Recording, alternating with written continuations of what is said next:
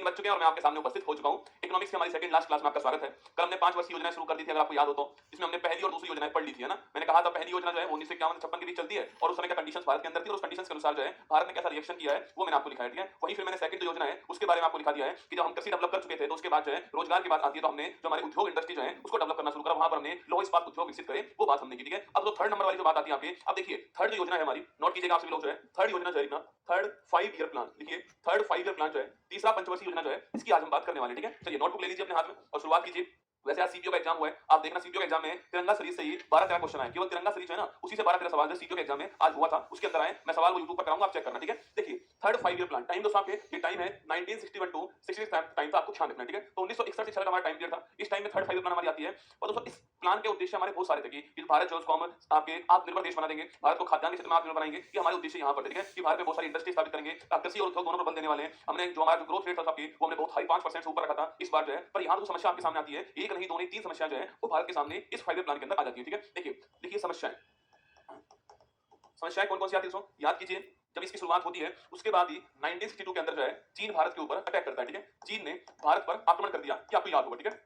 तो चीन का भारत के ऊपर आक्रमण हो जाता है कब आपके 1962 के अंदर, चीन का दोस्तों भारत के ऊपर आक्रमण कर दिया। और यहाँ पर चीन जो है आपके आक्रमण करने के बाद भारत के ऊपर थोड़ा बहुत भारी ही रहा था, कोई रिजल्ट नहीं निकला, पर चीन ने दोस्तों अटैक किया। इसको देखकर तो पाकिस्तान जो है उसने भी अटैक कर दिया किसके ऊपर, भारत के ऊपर, ठीक है। तो 1965 में पाकिस्तान ने भी भारत को अटैक कर दिया, इसमें पाकिस्तान हार गया। तो भारत पाकिस्तान युद्ध होता है, आप जानते हो पाकिस्तान इसके अंदर हार गया। फिर भी दोस्तों युद्ध होने का मतलब है जब भी कोई युद्ध होता है ना, दोनों देश के बीच युद्ध होता है, दोनों देश पीछे जाते हैं, जीता कोई भी रसूलुल्लाह कोई बात नहीं, पर दोनों देश ही पीछे जाते हैं आपके, क्योंकि दोनों देश के रिसोर्स वहां पर एंगेज होते हैं, दोनों को हानि, धन की हानि होती है, जान मान की हानि होती है। इस कारण क्या होता है, दोनों देश जो है वो पीछे की ओर जाते हैं, कोई भी देश युद्ध के बाद आगे नहीं बढ़ता, ठीक है। तो 1965 के अंदर भारत पाक युद्ध होता है, ये सेकंड घटना चुकी है। अब दोस्तों जब हम इन युद्ध से उभरने वाले थे आपके, उसी टाइम दोस्तों भारत के अंदर क्या आ गया, भीषण सूखा पड़ गया आपके, भीषण आपके क्या आ चुका है, अकाल पड़ चुका है। ये बात भी कब की, ये बात भी आपकी, यह बात भी इसी टाइम की बात थी आपके, इसमें भीषण सूखा पड़ गया, भीषण सूखा पड़ गया दोस्तों आपके। और इससे क्या हुआ, भारत के अंदर अकाल की स्थिति उत्पन्न हो चुकी थी और ये हमारे लिए तीसरा झटका था। फिर 3 झटके हमको इस पंचवर्षीय योजना में लगे दोस्तों, जिस कारण यह योजना जो टारगेट हमारा था उससे हम आधे से कम ही अचीव कर पाए थे। टारगेट्स मैं आपको लास्ट में दिखाऊंगा इसका, ठीक है। तो यह योजना क्या होगी आपकी, यह योजना जो है इस कारण से क्या हो चुकी है, असफल हो चुकी है योजना आपकी, असफल हो चुकी है आपकी। और दोस्तों यह हमारे लिए आपकी, क्योंकि हमने पहली और दूसरी में अच्छा काम किया था, ठीक है। पहली में जो हमने टारगेट सेट किया था उससे अधिक हमने पहली में अचीव किया था ना, पहली में जो हमने टारगेट सेट किया उससे अधिक हमने अचीव किया था। तो यह योजना हमारे लिए आपके टेक ऑफ करने वाली स्टेज थी ना, हमारा जो आपके एरोप्लेन था आपके वो दौड़ने लग चुका था आपके, बस हम टेक ऑफ करने ही वाले थे आपके। और उससे पहले तकनीकी खराबी होने से हमारा टेक ऑफ नहीं हो पाया। तो इसको बोलते हैं क्या, इसको बोलते हैं टेक ऑफ स्टेज, क्या बोलते हैं इसको, इसे कहते हैं टेक ऑफ स्टेज कहते हैं, इसको बोलते हैं टेक ऑफ स्टेज।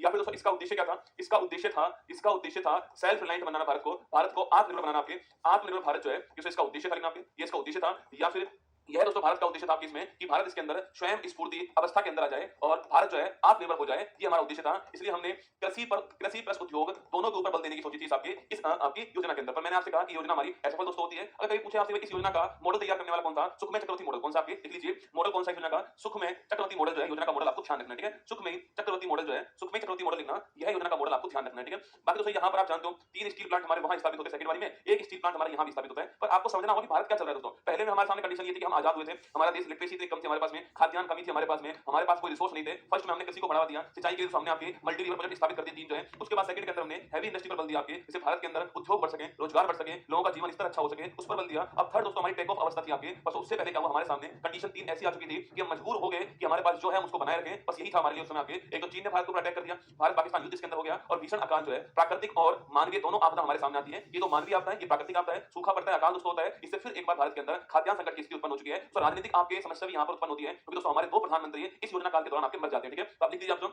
यह कंडीशन भी हमारे सामने उत्पन्न होती है कि हमारे 2 प्रधानमंत्री जो है इनका निधन जो है इसी योजना काल में होता है। और वो कौन कौन से थे आपके, एक थे पंडित जवाहरलाल नेहरू जी थे आपके, इनका निधन 1964 के अंदर हो गया। और उसके बाद में जो लाल बहादुर शास्त्री जी थे आपके, इनका भी निधन कब हो गया आपके 65 के बाद आपके, इनका निधन हो गया। तो ताशकंद एलिमेंट करने गए थे और निधन इनका हो गया था। ये 2 निधन आपके इसी टाइम दोस्तों हो गए। अगर आपसे सवाल पूछूं कि भाई तो जय जवान जय किसान जो है, यह नारा जय जवान जय किसान नारा जो है इसी योजना का नारा है, जय जवान जय किसान, ये आपको ध्यान रखना है, ठीक है। जय जवान जय किसान नारा जो है इसी योजना का नारा है, ये आपको ध्यान रखना है, ठीक है। तो दोस्तों इस योजना में चीन से युद्ध हमारा होता है, तो हमारा जवान सिपाही सीमा पर लड़ रहा होता है। तो पाकिस्तान हमारे ऊपर अटैक करता है, तो हमारा जवान सिपाही आपकी लड़ रहा होता है। और तो भीषण अकाल पड़ गया, तो उस समय हमारा किसान संघर्ष कर रहा था। तो जय जवान जय किसान जो नारा है वो लाल बहादुर शास्त्री जी ने इसी टाइम दिया, ठीक है। इसके दोस्तों अलावा यहाँ पर एक स्टील प्लांट भी स्थापित होता है ना, बोकारो स्टील प्लांट कौन सा है, बोकारो स्टील प्लांट जो है यह भी थर्ड योजना जो है इसमें स्थापित हुआ था। और ये कहां पर स्थापित होता है, झारखंड के अंदर स्थापित होता है और इसको स्थापित करने में जो रूस है वो हेल्प करता है, सहायता करता है, ये भी आपको ध्यान रखना है, ठीक है। तो इसको स्थापित करने में जो रूस है आपके वो सहायता करता है, ये आपको नोट करना है, ठीक है। बाकी दोस्तों इसके अलावा एक बैंक की स्थापना भी होती है जो कि इंडस्ट्री को डेवलपमेंट करने के लिए, मैंने कहा ना, अब उद्देश्य क्या है, दोनों को मिलकर विकास करने का उद्देश्य था। तो industrial development bank of India IDBI जो है वो भी स्थापित होती है। इसके दोस्तों अलावा यूनिट ट्रस्ट ऑफ इंडिया जो म्यूचुअल फंड है आपके, वो भी यहाँ पर स्थापित किया गया। और इसके अलावा जो हमारा जो खाद्यान्न था उसको संरक्षण करने के लिए जो है food corporation of India FCI जो है उसकी स्थापना भी होती है, ठीक है। तो यहाँ दोस्तों तीन काम और हो चुके हैं आपके, लिखिएगा 1964 लिखना, जिन्हें क्या स्थापित होता है, industrial development bank of India. कौन सा है, इंडस्ट्रियल, इंडस्ट्रियल लिखना आपके, industrial development bank of India ना, industrial development bank of India जो है, बैंक ऑफ इंडिया ये स्थापित होता है, ठीक है। Industrial development bank of India जो है वो स्थापित हो गया 1964 के अंदर। इसको आईडीबीआई बोलते हैं, क्या बोलते हैं इसको, आईडीबीआई कहते हैं, ध्यान रखिए, ठीक है। सेकंड दोस्तों इसी टाइम क्या हो गया आपके, इसी टाइम हमारा जो यूनिट ट्रस्ट ऑफ इंडिया जो म्यूचुअल फंड है वो भी स्थापित हो गया, ठीक है। तो यूनिट ट्रस्ट ऑफ इंडिया ना, यूनिट ट्रस्ट ऑफ इंडिया जो है इसकी भी स्थापना इसी टाइम पर होती है। इसको बोलते हैं हम लोग यूटीआई, क्या बोलते हैं, यूटीआई कहते हैं, यूनिट ट्रस्ट ऑफ इंडिया। और इसी टाइम भारत में 1965 के अंदर फूड कॉर्पोरेशन ऑफ इंडिया, भारतीय खाद्य निगम, क्या है, भारतीय खाद्य निगम, इसको हम बोलते हैं फूड कॉर्पोरेशन ऑफ इंडिया, क्या बोलते हैं इसको, फूड कॉर्पोरेशन ऑफ इंडिया कहते हैं, फूड कॉर्पोरेशन ऑफ इंडिया, इसकी भी भारत के अंदर स्थापना होती है, आपको ध्यान रखना है। इसे हम एफसीआई कहते हैं, ठीक है। तो 1965 के अंदर भारत के अंदर फूड कॉर्पोरेशन ऑफ इंडिया की स्थापना होती है, ये आपको ध्यान रखना है, ठीक है। तो भारत के दो प्रधानमंत्री की डेथ होती है, ये घटनाएं देखो, कब जब भी पढ़ाई करो ना आप, ये पंचवर्षीय योजना पढ़ाई करो तो हमेशा उस समय क्या हो रहा था भाई योजना में, क्या अब सोचिए आप, अगर दोस्तों आज भारत पाक युद्ध नहीं हो रहा है तो योजना में हम भारत पाक युद्ध पे क्यों ध्यान देंगे दोस्तों, ना ध्यान नहीं देंगे आपके। तो अगर हम ध्यान दे रहे हैं किसके ऊपर, तो हम ध्यान दे रहे हैं कि ये जो योजना चल रही है इसमें क्या सामने दोस्तों आ रहा है, तो उस समय जो कुछ हो रहा है वही सामने इसमें आ रहा है, ठीक है। तो आपको ध्यान रखना है 1964 में industrial development bank of India, 1964 में यूनिट ट्रस्ट ऑफ इंडिया, 1965 में भारतीय खाद्य निगम जो है इनकी स्थापना होती है, ये आपको ध्यान रखना है, ठीक है। बाकी दोस्तों क्या घटनाएं समय होती है ये आपको नोट करना है, फटाफट नोट करो। एक सवाल दिखाता हूं आपको, आप छापो फटाफट।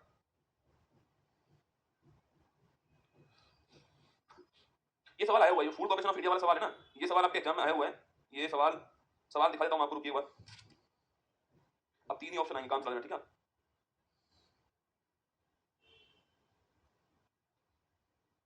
सवाल दिखाता हूं आपको, रुक जाओ।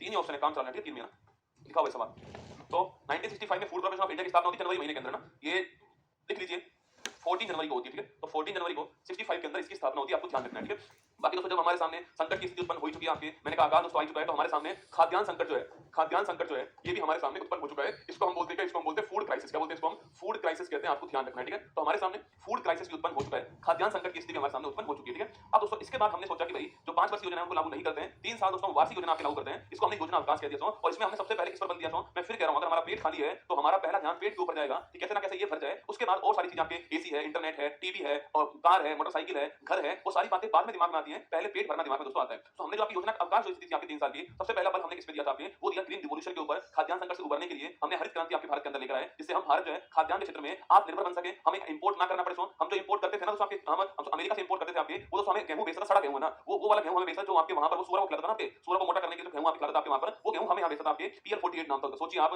अमेरिका ने वो गेहूं हमें दिया है, सड़ा हुआ गेहूं हमें दिया दोस्तों आपके। तो हमारा ये था उद्देश्य कि हम खुद जो है आत्मनिर्भर देश बन जाएं, हम खुद जो है खाद्यान्न के क्षेत्र में आपके संपन्न देश बन जाएं। उसके लिए भारत ने ये जो 5 ईयर प्लान जो अवकाश था उसमें भारत के अंदर हरित क्रांति जो है उसकी शुरुआत की। तो देखिए प्लान हॉलिडे, एक सवाल दिखाओ इनको, बताओ इसका आंसर बताओ फटाक से, प्लान हॉलिडे, इस सवाल का आंसर छापे बताओ क्या है, प्लान हॉलिडे, देखिए योजना अवकाश। इसके बाद में 3 साल क्या हुआ, 3 साल जो है वो योजना अवकाश आ गया है। एक सवाल आपके सामने दिखाई दे रहा होगा कि फूड कॉर्पोरेशन ऑफ इंडिया की स्थापना कब होती है।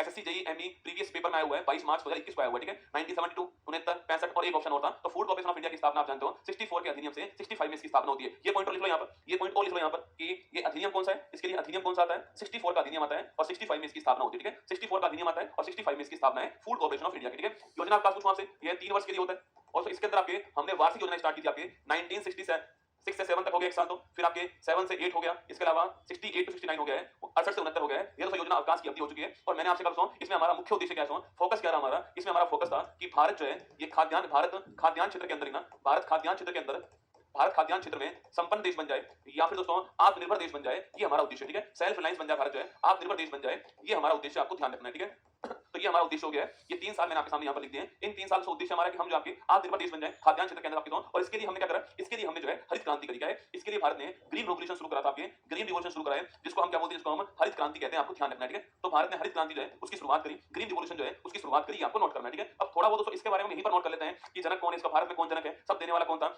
इसका दोस्तों उद्देश्य क्या था और इसमें हमने क्या अलग किया, कौन क्षेत्र में अलग किया है, वो सारी बात भी हम करते हैं, ठीक है। तो आप लगाइए हेडिंग दोस्तों आपकी, देखिए हरित क्रांति, देखिए हरित क्रांति उद्देश्य समझ चुके हो आप लोग कि भारत को खाद्यान्न क्षेत्र में इंपोर्ट ना करना पड़े, आयात ना करना पड़े, इसके लिए हमने जो है ग्रीन रिवॉल्यूशन शुरू करा है, ये आपको ध्यान रखना है, ठीक है।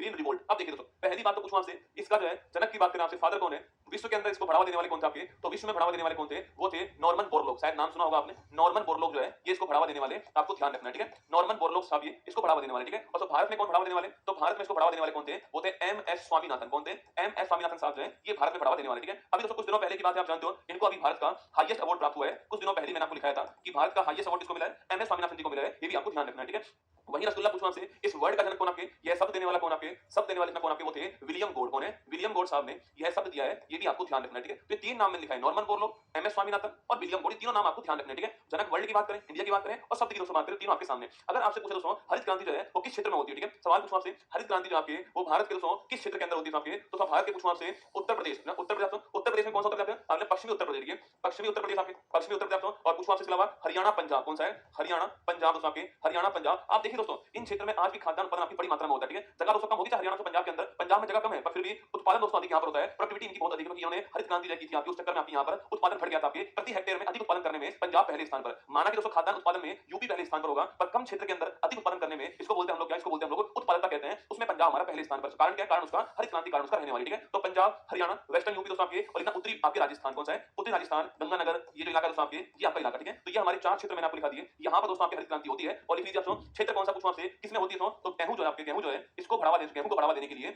इसको किया गया, गेहूं को बढ़ावा देने के लिए जो है किया गया था, आपको ध्यान रखना है, ठीक है। तो गेहूं का उत्पादन बढ़ सके तो गेहूं के क्षेत्र में तो ये पहली वाली है। इसके अलावा सेकंड दोस्तों आपके चावल के लिए होती है ना, सेकंड चावल के लिए होती है, पर वो इतना सक्सेसफुल नहीं हो पाती है, सफल नहीं हो पाती है, ये वाली पूरी तरह सफल दोस्तों होती है ना। अब आप पूछोगे सर हरित क्रांति दोस्तों ऐसा क्या अलग करने वाले थे लोग आपकी, इसकी विशेषता क्या, लिखिए इसकी विशेषता क्या है दोस्तों। देखो हमें चाहिए दोस्तों क्या, हमें चाहिए अधिक से अधिक उत्पादन हो, ठीक है। हमारा उद्देश्य क्या है, तो हमारा उद्देश्य है कि हमारी जो उत्पादकता है वो बढ़ सके, ठीक है। इसका मतलब क्या है, इसका मतलब होता है प्रति हेक्टेयर उत्पादन क्या है, प्रति हेक्टेयर जो उत्पादन है वो बढ़ सके, ये दोस्तों हमारा उद्देश्य था आपके, कि कम भूमि के अंदर उत्पादन हमारा अधिक हो, ये हमारा उद्देश्य था, ठीक है। कि अधिक से अधिक उत्पादन हो सके भारत के अंदर, जिससे भारत खाद्यान्न में आपके संपन्न हो, आत्मनिर्भर हो सके। तो इसके लिए दोस्तों आपके हाई आपके क्वालिटी के जो बीज है उनका उपयोग किया, पहली बात दोस्तों हाई क्वालिटी के तो बीज का उपयोग किया। और जब दोस्तों हम हाई क्वालिटी के बीज का यूज करते हैं, इसके साथ दोस्तों हमने जो रसायन जो खाद है हमारी केमिकल जो आपके फर्टिलाइजर है उनका हमने यूज किया, ठीक है। जब भी दोस्तों आप केमिकल फर्टिलाइजर यूज करोगे तो आपको पानी दोस्तों बड़ी मात्रा में चाहिए होता है, तो हमने यहाँ पर सिंचाई के लिए पानी का बड़ी मात्रा में यूज किया, ठीक है। तो यहाँ पर हमने तीन काम किए, देखिए यहाँ हमने पहला काम किया है, पहला काम किया उच्च गुणवत्ता वाले बीज, कौन से हैं, हाई क्वालिटी के बीज आपके, उच्च गुणवत्ता वाले बीज जो है हमने इसका यूज किया, ठीक है। उच्च गुणवत्ता वाले बीज जो है हमने इसका यूज किया है, इसको बोलते हैं हाई यील्ड सीड्स, क्या बोलते हैं, हाई यील्ड सीड्स कहते हैं, हाई यील्ड लिखना, हाई यील्ड सीड्स कहते हैं, ये आपको ध्यान रखना है, ठीक है। इसके अलावा हमने केमिकल फर्टिलाइजर का बहुत बड़ी मात्रा में यूज किया है, केमिकल फर्टिलाइजर पूछना आपसे, इसका दोस्तों हमने बड़ी मात्रा में यूज करा है, ये भी आपको छापना है, ठीक है। और जहां भी दोस्तों केमिकल फर्टिलाइजर ज्यादा मात्रा में यूज होंगे वहां पर पानी चाहिए होता है, और पानी के लिए हमने सिंचाई जो है आपकी इरिगेशन जो है इसका भी यूज करा है ना, पानी के लिए हमने सिंचाई जो आपके इसका भी यूज करा है, ये भी आपको ध्यान रखना है, ठीक है। ये तीन काम, कभी कोई सवाल पूछता है आपसे कि हरित क्रांति में क्या नहीं किया गया, तो ये तीन काम सुनिए, वहां पर ऑप्शन होगा जैविक खाद का उपयोग किया, नहीं दोस्तों जैविक खाद का हमने उपयोग नहीं करा है, हमने जो केमिकल फर्टिलाइजर है उनका तो यूज करा है। देखो उस समय हमारा उद्देश्य था कि हम खाद्यान्न के क्षेत्र में भारत को सेल्फ रिलायंट बना दें, आत्मनिर्भर बना दें, ये हमारा उद्देश्य था, हमारा इंपोर्ट कम दोस्तों हो जाए। माना कि दोस्तों आज ये हरित क्रांति जो है आपके इसके दुष्परिणाम सामने आ रहे हैं, जो खेत है उनकी जो उत्पादन क्षमता आपकी, तो उर्वरक क्षमता कम हो रही है, क्योंकि हमने जो बड़ी मात्रा में केमिकल फर्टिलाइजर यूज किया था आपके, उससे वो जो भूमि है दोस्तों आपकी, भूमि जो है लैंड जो है वो खराब हो रही है, उसका जो आपकी उत्पादन क्षमता है वो आपकी कमजोर हो रही है। वर्तमान में ऐसा हो रहा है, ठीक है, वर्तमान में ऐसा हो रहा है कि ये वाली कंडीशन उत्पन्न हो रही है, ठीक है। फिर भी उस समय हमारे लिए जरूरी था कि हम जो भारत को एक आत्मनिर्भर देश बनाए, जहां पर हम आयात ना करना पड़े, हमें किसी और देश के लिए खाद्यान्न के लिए कम से कम हमें किसी और देश के ऊपर निर्भर ना रहना पड़े। इसके लिए हमने ये तीनों काम किए थे यहाँ पे, और इससे बड़ी मात्रा में भारत के अंदर जो है खाद्यान्न उत्पादन होता है, और भारत जो आपके एक आत्मनिर्भर देश बन चुका था इस आपके हरित क्रांति के कारण, ठीक है। कुछ कमियां तो सामने आई है, बिल्कुल कमी सामने आई, जैसे कि आपके केमिकल फर्टिलाइजर यूज करने बड़ी मात्रा में, इसकी जो भूमि है उसकी जो उर्वरक क्षमता है, फर्टाइल उसकी जो फर्टिलिटी है वो कम हुई है, उसको दूर करने के लिए हम और चीजें यूज कर रहे हैं। भारत में सदाबहार क्रांति लाने की बात चल रही है आपकी, उसमें हम जैविक खाद का यूज कर रहे हैं, उसमें हम जो आपके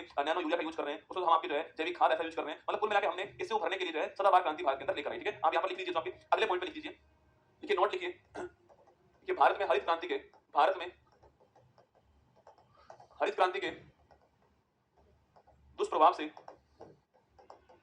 उभरने के लिए सदाबहार क्रांति, एवरग्रीन रिवॉल्यूशन, क्या है इसको बोलते हैं, एवरग्रीन रिवॉल्यूशन प्रारंभ किया, जिसमें जैविक खाद, भूमि तथा मिट्टी के संरक्षण पे बल दिया।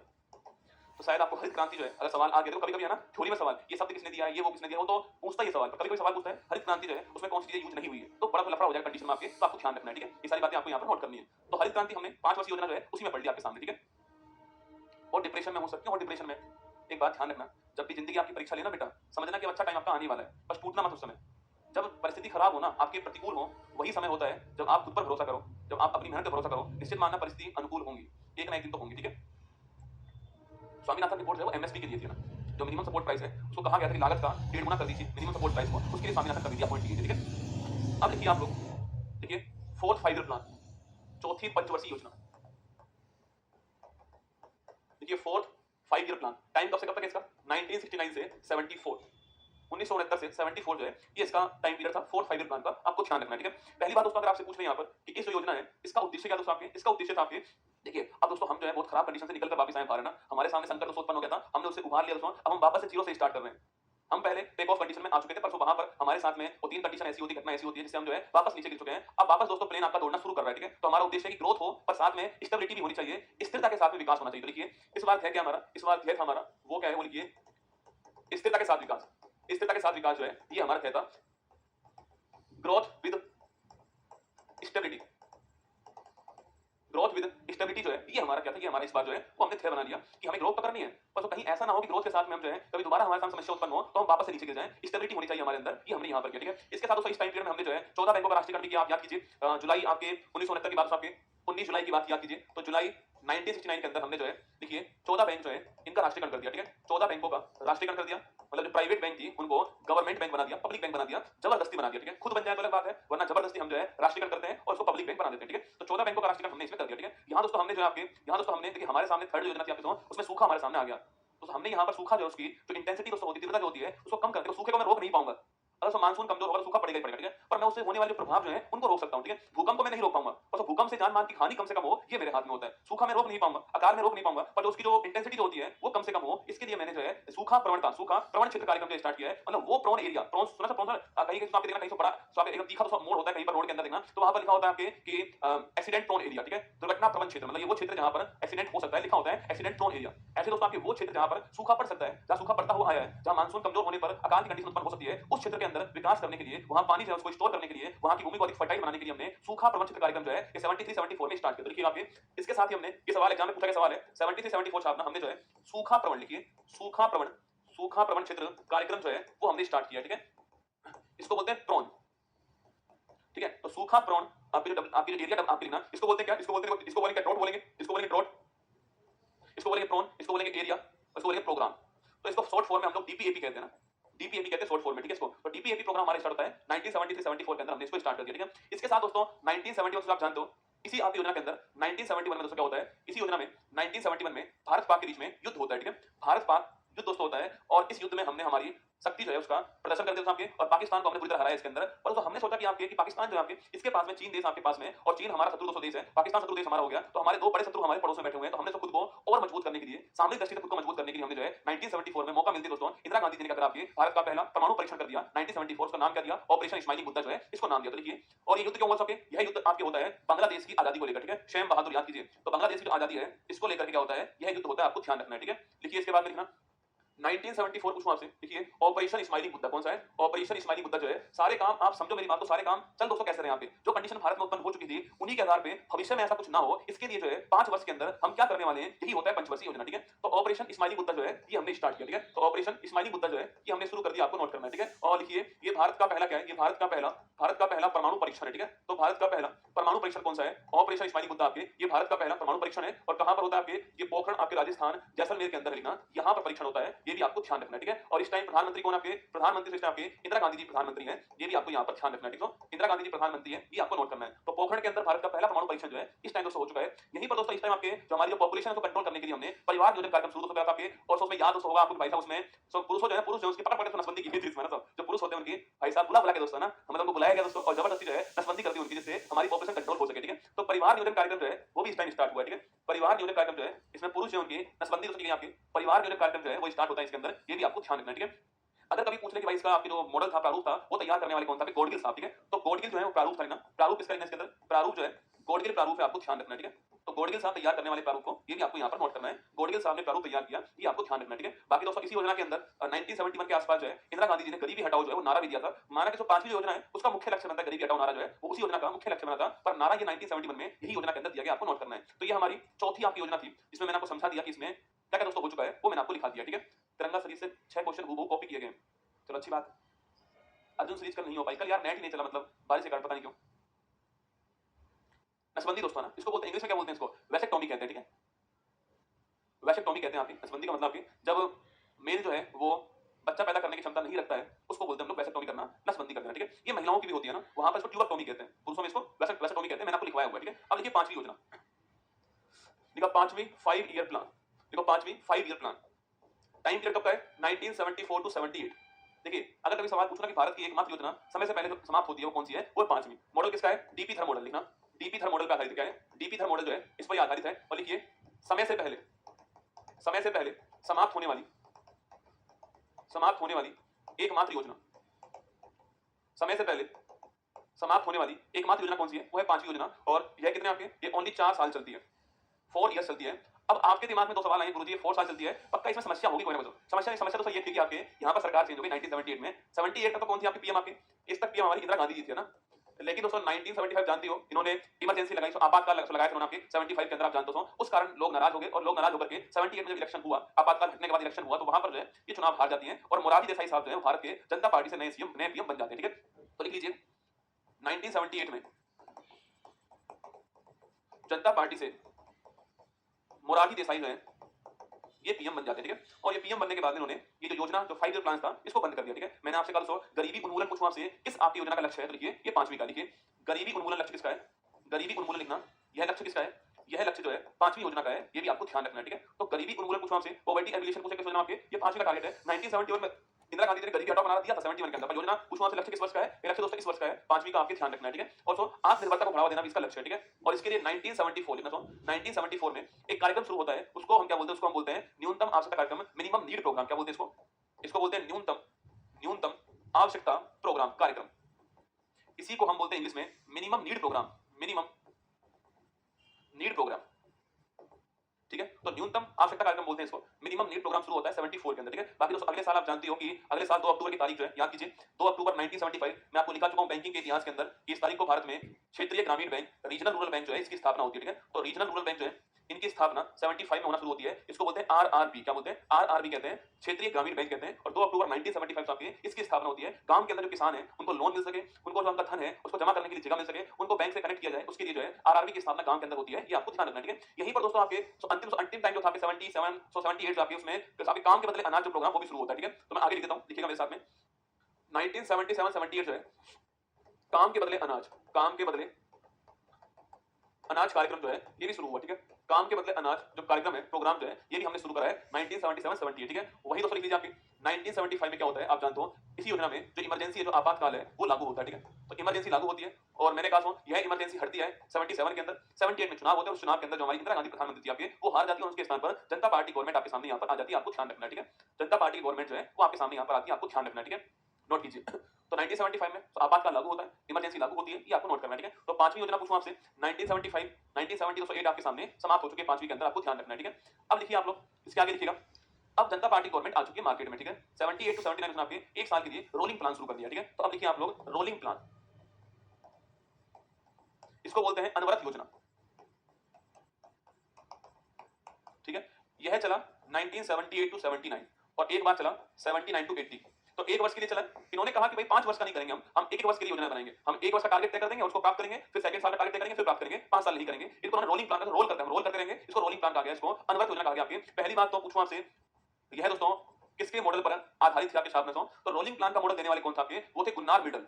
तो गुन्नार मिडल साहब जो है यह मॉडल देने वाले थे और इनकी बुक है एशियन ड्रामा, कौन सी बुक है, एशियन ड्रामा बुक है, उसमें इसका जिक्र किया गया है, आपको ध्यान रखना है, ठीक है। और मोरारजी साहब ने इसी मॉडल को भारत के अंदर अप्लाई कर दिया, लागू कर दिया, नोट करना, ठीक है। तो एशियन ड्रामा जो बुक है 1978 79 और 79 80 आपके इस 2 साल के लिए ये लागू होती है, ये आपको ध्यान रखना है, ठीक है। इसे बोलते हैं हम लोग गुन्नार मिडल मॉडल कहते हैं, आपको नोट करना है, ठीक है। क्या बोलते हैं इसको, गुन्नार मिडल मॉडल कहते हैं। और इनकी बुक है एशियन ड्रामा बुक है और 2 साल के लिए भारत के अंदर जो है रोलिंग प्लान शुरू हो गया, ध्यान रखिएगा।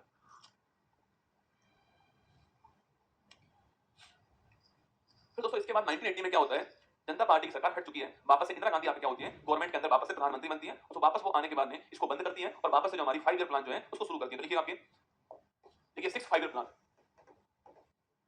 1980 से 1985, 1980 से 85 के बीच में 6 5 ईयर प्लान जो है वो हमारा शुरू दोस्तों हो गया। वापस से क्या होता है, वापस से इंदिरा गांधी जी जो है आपके कांग्रेस की गवर्नमेंट वापस आती है, इंदिरा गांधी जो है वो वापस से भारत के भारत के अंदर प्रधानमंत्री बन जाती है। ठीक है, यहाँ पर दोस्तों हमने देखो 5 योजना तक नाम पे किसी व्यक्ति के नाम पर नाम रहा है। ठीक है, डीपी थर मॉडल रहा है, गोडगिल मॉडल रहा है, इसके अलावा आपके सुखमई मॉडल रहा है, आपके इसके अलावा महालनोबिस मॉडल रहा है, इसके अलावा आपके हेमर डोमन मॉडल रहा है। 5 तक तो नाम हमने व्यक्तियों के नाम पर दिए हैं। इसके बाद जो मॉडल आएंगे उनमें व्यक्ति के नाम पर मॉडल नहीं रहेंगे। अब वो छठे से आपके 12 तक जो है कोई व्यक्ति का नाम नहीं आएगा। ठीक है, तो यहाँ पर हमने इनपुट आउटपुट मॉडल यूज करा है, आगत निर्गत मॉडल यूज करा है। कौन सा हमने इनपुट आउटपुट मॉडल जो है यूज करा है। ठीक है, तो हमने इनपुट आउटपुट मॉडल जो है वो यूज करा है। इसी को बोलते हैं हम आगत निर्गत मॉडल। क्या बोलते हैं इसको? आगत निर्गत मॉडल कहते हैं। ये भी आपको ध्यान रखना है। ठीक है, इनपुट आउटपुट मॉडल जो है वो हमने जो यहाँ पर यूज करा है, ये आपको नोट करना है। ठीक है, इसका उद्देश्य क्या था? आपके गरीबी से उन्मूलन का उद्देश्य था। पांचवी का भी था वो आपके, और पांचवी पूरी नहीं हो पाई तो फिर आपके पार्टी चेंज हो गई, गवर्नमेंट चेंज हो गई। अब तो गवर्नमेंट वापस वही आई, आपके उन्होंने कहा है कि गरीबी से उन्मूलन तो करेंगे हम, इसके साथ में रोजगार बढ़ाएंगे। ठीक है, तो इनका उद्देश्य था कि रोजगार सृजन प्लस गरीबी उन्मूलन जो है ये इनका लक्ष्य था इसके अंदर। ठीक है, तो रोजगार सृजन प्लस गरीबी उन्मूलन जो है ये लक्ष्य था किसका? आपके छठी योजना है, इसका लक्ष्य था। ठीक है, और यहीं पर दोस्तों हमने जो आपके वो आप जानते हो ना 2100 कैलोरी याद करो, 2100 कैलोरी वाई की अलग कमेटी याद कीजिए, और 2400 कैलोरी शहर के अंदर 2100 कैलोरी याद कीजिए, शहर के अंदर 2100 कैलोरी और गांव के अंदर 2400 कैलोरी। आपकी वो जो हमने स्टार्ट किया था वो इसी योजना में स्टार्ट किया, आपको नोट करना है। ठीक है, शहर के अंदर 2100 कैलोरी और गांव के अंदर 2400 कैलोरी, हमने यही योजना जो है इसमें स्टार्ट किया, आपको ध्यान रखना है। ठीक है, छठी योजना के अंदर ही गांव के अंदर 2400 कैलोरी और शहर के अंदर आपके 2100 कैलोरी जो है स्टार्ट किया। 14 बैंक का राष्ट्रीयकरण हम पहले कर चुके हैं। ठीक है, तो बाकी दोस्तों आपके 6 बैंक जो आपके 6 बैंक का राष्ट्रीयकरण हमने 1980 में कर दिया। ठीक है, तो 6 बैंकों का राष्ट्रीयकरण जो है ये हो चुका है कब? आपके ये हो चुका है 1980 के अंदर। तो 6 बैंक का राष्ट्रीयकरण कब हुआ है? 1980 के अंदर हो गया। ठीक है, बाकी दोस्तों यहाँ पर एक बड़ी बैंक सामने आती है, दो आती है ना, दो बड़ी बैंक सामने आती है। एक है नाबार्ड, कौन सी है? जो नाबार्ड बैंक है आपकी, जो नाबार्ड बैंक है वो सामने आती है। इसको क्या बोलते हैं? इसको हम बोलते हैं national agriculture and rural development bank कहते हैं। कब सामने आती है? 12 जुलाई 1982 को यह बैंक बनकर तैयार होती है। किसी भी क्षेत्र में गांव के विकास के लिए, वहां पर कृषि के लिए लोन देने वाली सर्वोच्च संस्था नाबार्ड होती है। ये आपको और मुझे लोन नहीं देता, तो आपको मुझे लोन तो बैंक ही देती है ना, क्या कृषि के लिए हो या किसी के लिए हो, आपको मुझे लोन संस्था बैंक देंगे, पर उनको लोन देने वाली संस्था कौन सी? आपकी वो नाबार्ड है। तो पेरेंट आपके बैंक है जो बैंकों को लोन देती है, बैंक जो है आपके वो हमें लोन देते हैं, आपको नोट करना है। ठीक है, तो नाबार्ड नेशनल एग्रीकल्चर और रूरल डेवलपमेंट बैंक जो है वो नाबार्ड, आपको ध्यान रखना है। ठीक है, इसकी स्थापना इस योजना के अंदर होती है। इसके अलावा एक्जिम बैंक जो है, मैंने कहा ना इसमें हमने इनपुट और आउटपुट मॉडल जो आपके एक्जिम बैंक जो है, मतलब हमने तय कर लिया कि अब हमें भारत के अलावा विदेश की ओर देखना पड़ेगा, वहां से हमें एक्सपोर्ट इंपोर्ट शुरू करना पड़ेगा, विदेशी मुद्रा लानी पड़ेगी भारत के अंदर। तो हमने एक्सिम बैंक बना दिया। ठीक है, एक्सपोर्ट इंपोर्ट बैंक। क्या बोलते हैं इसको? इसको बोलते हैं हम लोग एक्सपोर्ट इंपोर्ट बैंक कहते हैं। तो इस बैंक की स्थापना भी इसी में आपकी योजना के अंदर होती है, एक्सपोर्ट इंपोर्ट बैंक की, आपको ध्यान रखना है। ठीक है, तो हमारा जो छठा योजना है आपकी 6 योजना जो है उसमें एक्सपोर्ट इंपोर्ट बैंक, नाबार्ड, इन दोनों बैंक की स्थापना यहाँ पर होती है। बाकी 6 बैंक का राष्ट्रीयकरण जो है वो दोस्तों हम यहाँ पर आपके कर देते हैं, ये भी आपको नोट करना है। ठीक है, बाकी दोस्तों एक आपके रोजगार जो देखो, रोजगार की बात यहाँ पर देखो, तो रोजगार के लिए मानक समय क्या होना चाहिए ना? एक वर्ष में 273 डेज काम कर सकें और एक दिन में अधिक से अधिक आपके 8 घंटे काम करें, ये मानक वर्ष होता है रोजगार के लिए, वो इसी में तय हुआ। ठीक है, तो देखिए आपके रोजगार के लिए आपके रोजगार के लिए मतलब मजदूरी करवाते हैं हम किसी से काम करवाते हैं, जो एम्प्लॉय जो है इस एम्प्लॉय के लिए मानक वर्ष क्या होता है? मतलब मानक वर्ष का मतलब कितना टाइम एक वर्ष में वो काम करेगा, तो एक वर्ष में 273 डेज जो है वो काम करेगा। ठीक है, और इसके अलावा एक दिन में अधिकतम 8 घंटे कंपनी उससे काम कराएगी। ये नियम आज भी लागू होते हैं कि एक दिन में कंपनी अधिकतम 8 घंटे काम कराएगी, ये भी आपको ध्यान रखना है। ठीक है, तो एक वर्ष में 273 डेज और एक दिन में 8 घंटे कंपनी काम कराएगी, यह रोजगार का मानक वर्ष आपको ध्यान रखना है। ये इसी में सामने आता है छठी योजना के अंदर, आपको नोट करना है। ठीक है, छठी के अंदर मैंने कहा आपसे नाबार्ड की स्थापना, इसके अलावा एक्जिम बैंक की स्थापना, इसके अलावा बैंकों का 6 बैंकों का राष्ट्रीयकरण आपके, इसके अलावा आपके रोजगार सृजन की बात होती है। रोजगार का मानक वर्ष है, ये सवाल तो शायद एग्जाम में आया हुआ सवाल है। एक मिनट देखिए मैं निकालता हूं सवाल को, ये सवाल तो आपके एग्जाम में आया हुआ सवाल है।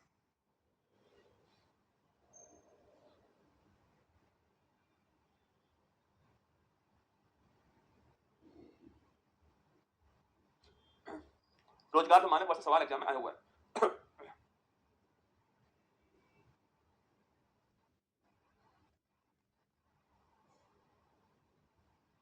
चलो लास्ट में दिखा दूंगा, टाइम लग जाएगा, एक बार पूरी पढ़ लेते हैं। तो अब लिखिए 7वीं योजना, 7वीं बड़ी महत्वपूर्ण है भाई साहब, एग्जाम में 7वीं से 7वीं देखो, पहली दूसरी तीसरी चौथी पांचवी, इनके मॉडल के नाम आप याद कर लेना। ठीक है, बाकी पहली दूसरी 7वीं 8वीं और एक 12वीं, ये 5 योजनाएं आपके दिमाग में होनी चाहिए। ठीक है, देखिए 7वीं 5 ईयर प्लान, टाइम पीरियड आपके 1985 से 90 जो है ये टाइम पीरियड है, ये आपको ध्यान रखना है। ठीक है, 85 से 90 टाइम पीरियड आपका हो गया, नोट कीजिए।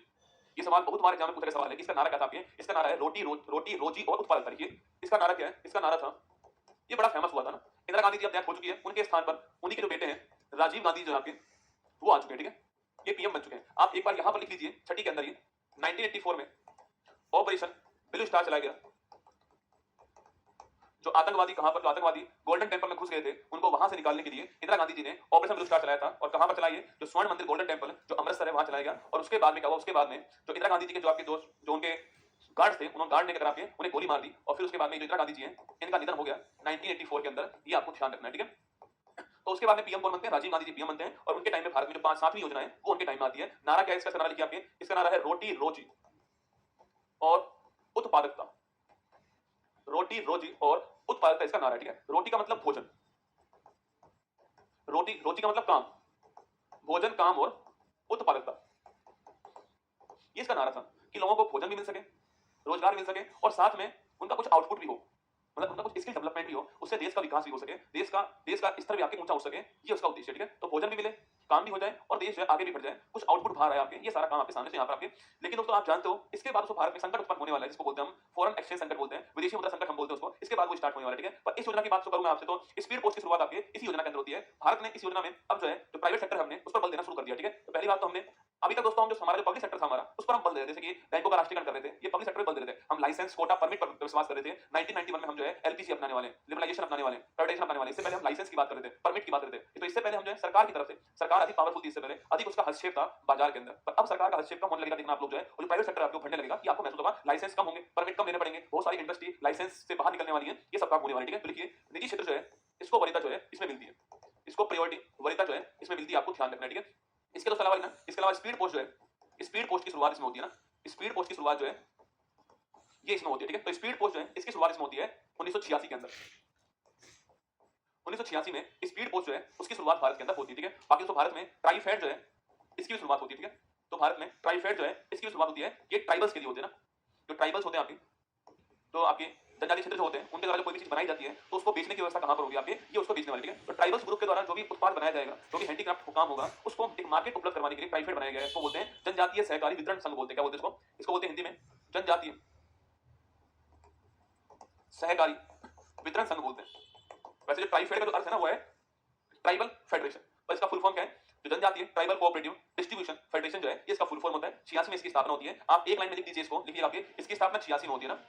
देखिए इसकी स्थापना आपके, इसकी जो स्थापना आपके 87 में होती है ना, 86 नहीं, 86 में तो स्पीड पोस्ट शुरू हुआ था, 87 में इसकी स्थापना होती है। लिख दीजिए आपके जनजातीय क्षेत्रों द्वारा, जनजातियों द्वारा बनाए गए उत्पाद को, बनाए गए उत्पाद को बेचने के लिए, विपणन के लिए मंच उपलब्ध कराना।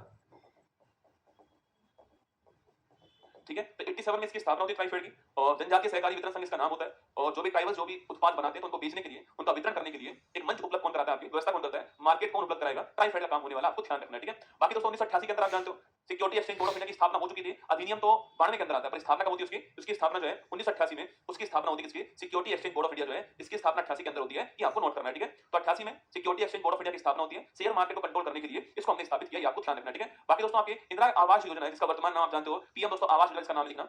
इसके साथ में, इसके साथ में एक योजना और शुरू होती है, इसका नाम है इंदिरा आवास, क्योंकि इंदिरा जी की डेथ हुई है, राजीव गांधी जी उनके बेटे सत्ता में आए तो उन्होंने उनके नाम पर इंदिरा आवास योजना जो है ये शुरू की थी। ठीक है, तो इंदिरा आवास योजना जो कि 1985 में शुरू होती है, इसका उद्देश्य था जिनके पास पक्के घर नहीं है उनको पक्के घर मिल जाए, ये इसका उद्देश्य था। अभी दोस्तों इसका नाम चेंज कर दिया ना, अभी इसका नाम चेंज कर दिया है, और इसका नाम क्या हो चुका है? इसका नाम हो चुका है प्रधानमंत्री आवास योजना।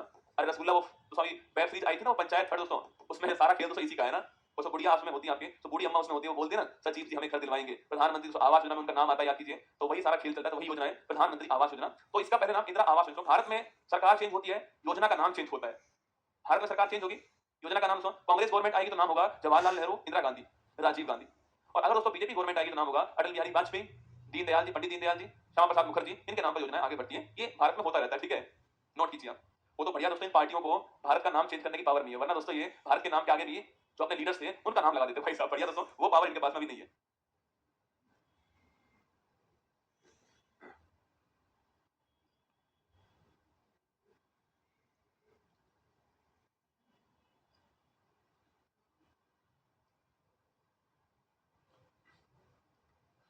एक लास्ट पॉइंट और लिखिए, एक सवाल मैं भेज रहा हूं, पहले सवाल भी दिखाएंगे आपको, पर पहले आप लास्ट पॉइंट और लिख दीजिए, फिर सवाल दिखाएंगे आपको।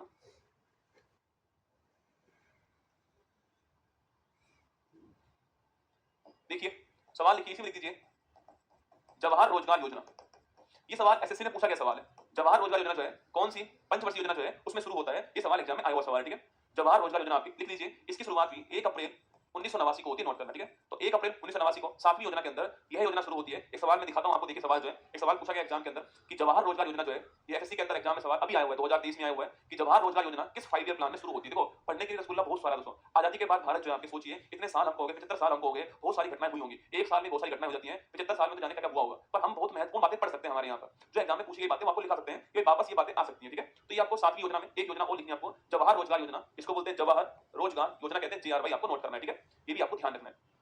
अब लिखिए आप लोग 8वीं योजना है, कौन सी योजना आ रही है? अब आएगी 8वीं योजना है, पर आप जानते हो जो 8वीं योजना है उससे पहले 1990 91 92 के बीच में भारत में क्या रहता है? 1990 91, देखिए योजना आपका, देखिए योजना आपका भाई साहब, आज सुबह मैच हुआ, अफगानिस्तान लौट गया रसगुल्ला मैच में, माना कि अच्छा खेला दोस्तों ना, देखिए एक वो देश जिसके पास में कोई बड़ा नाम नहीं है, कोई बड़े रिसोर्सेज नहीं है उस देश के पास में, क्रिकेट खेलने वाले कम लोग उसके पास में, और जो देश जहां पर राजनीतिक रूप से तालिबान जहां पर बैठा हुआ है सोचिए सत्ता के अंदर, मतलब राजनीतिक अस्थिरता वहां पर है, पड़ोसी शत्रु है जिसका, वो देश सेमीफाइनल खेलता है, ऑस्ट्रेलिया को हरा दिया, न्यूजीलैंड को हरा दिया, तो असंभव तो कुछ भी नहीं है ना। हाँ, एक दिन में एक बार में सब कुछ नहीं होता है।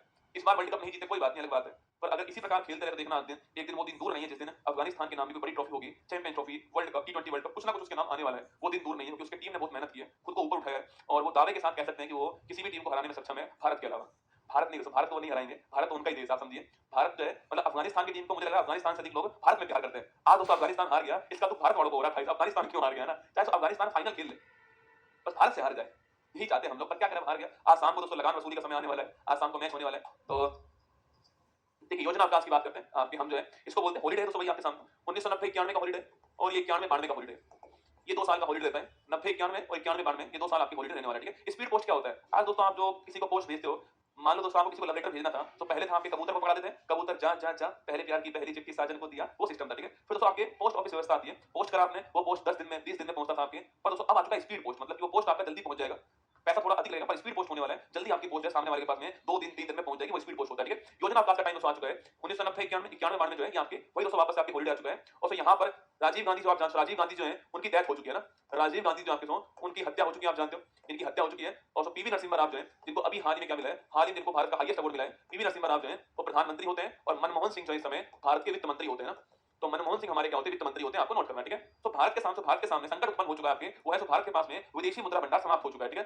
तो भारत के सामने विदेशी मुद्रा भंडार जो है समाप्त हो चुका है ना, विदेशी मुद्रा भंडार संकट जो है वो भारत के सामने उत्पन्न हो चुका है, ठीक है। विदेशी मुद्रा पूछूं आपसे, ये दोस्तों वह मुद्रा है, आप तो सोचिए अगर हमको सऊदी अरब से तेल मंगाना है ना, तो हमारा रुपया तो चलने वाला है नहीं सबके, हमारा रुपया क्यों लेंगे, वो कोई काम नहीं उनका, वो बोलते हैं ना तुम्हारी ना हमारी, ऐसा करो डॉलर दे दो हमको। तो अब दोस्तों अगर हमारे पास डॉलर होगा ही नहीं तो हम कैसे एक्सचेंज करेंगे, डॉलर, येन, युआन, आपकी यूरो, पाउंड, ये हमारे पास होना चाहिए अगर हमें इंपोर्ट करना है कुछ। और आज दोस्तों हमारी कंडीशन वो हो चुकी है कि हम हमारी जो एनर्जी जो है, आपकी जो फ्यूल है उसका 85% जो है, हम हमारी मांग का 85% जो है बाहर से मंगाते हैं। अगर दोस्तों हमारे पास डॉलर नहीं होगा तो हम वो फ्यूल नहीं मंगा पाएंगे दोस्तों, और अगर हमारे पास पेट्रोल डीजल फ्यूल नहीं होगा तो यकीन मानना देश ठप हो जाएगा, देश रुक जाएगा एक जगह पर, कोई भी बाइक कोई भी इंडस्ट्री नहीं चल पाएगी। तो इसके लिए हमारे पास में फॉरेन करेंसी होना जरूरी है, डॉलर, येन, पाउंड, युआन, ठीक है। ये संकट दोस्तों हमारे सामने उत्पन्न होता है 1991 के आसपास, तो हम गए किसके पास में, मॉनेटरी फंड के पास, आईएमएफ के पास गए, हमने बोला कि भाई हमें चाहिए विदेशी मुद्रा, हमारे पास नहीं बचा विदेशी मुद्रा, ठीक है। वो दोस्तों जानता था कि भारत की मजबूरी है विदेशी मुद्रा लेना आपके साथ, तो उसने भारत से कहा कि हम आपको विदेशी मुद्रा देंगे, जितना मांगोगे उतना देंगे, पर आपको एक काम करना पड़ेगा, अपने मार्केट को, भारत तो बड़ा मार्केट आपके, हमारे पास बड़ी पॉपुलेशन, हमारे पास में बड़ी जनसंख्या, हमारे पास में वो है जो कोई भी चीज खा सकती है, वर्किंग पॉपुलेशन बोलते हैं उसको। तो उसने बोला कि हम तुम्हें देंगे, हम तुम्हें देंगे विदेशी मुद्रा, पर एक काम करना पड़ेगा, अपना मार्केट हमारे लिए खोलना पड़ेगा, और सरकार का जो हस्तक्षेप है उसे कम करना पड़ेगा, ये करना पड़ेगा, ठीक है। और इसलिए हमने भारत के अंदर 1991 के अंदर जो है एक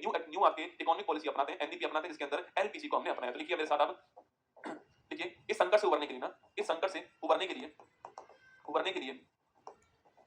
1991 में न्यू इकोनॉमिक पॉलिसी, इसको बोलते हैं नई आर्थिक नीति, न्यू इकोनॉमिक पॉलिसी हमने अपनाई। और इसको क्या बोलते हैं, इसको बोलते हैं राव सिंह सुधार ना, क्या बोलते हैं इसको, राव सिंह सुधार।